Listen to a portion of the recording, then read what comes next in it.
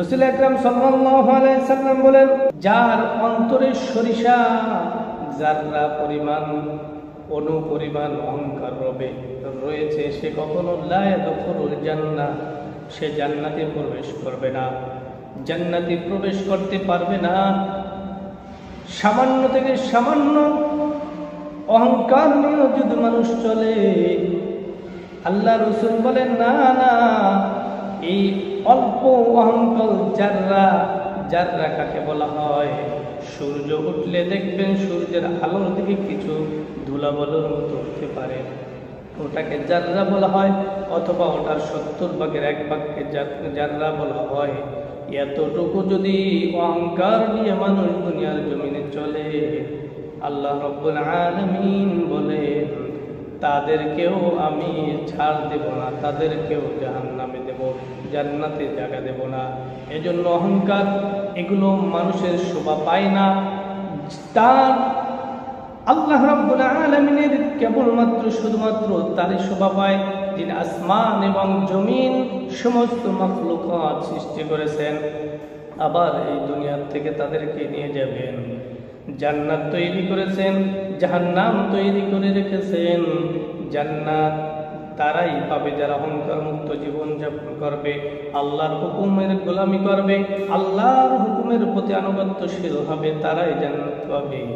আর যারা আল্লাহর হুকুমের প্রতি অবজ্ঞা করবে, হুকুমকে অমান্য করবে, তাদের ঠিকানা হবে জাহান্নাম। রাসূল আকরাম সাল্লাল্লাহু আলাইহি সাল্লাম তিনি ইরশাদ করেন, আল্লাহ রাব্বুল আলামিন বলেন, অহংকার আমার চাদর, শ্রেষ্ঠত্ব আমার লগ্নি স্বরূপ। যে ব্যক্তি এই দুটি জিনিসের সাথে আমার সাথে শরীক হতে চায়, আমি আল্লাহ রাব্বুল আলামিন তাকে জাহান্নামে নিক্ষেপ করব।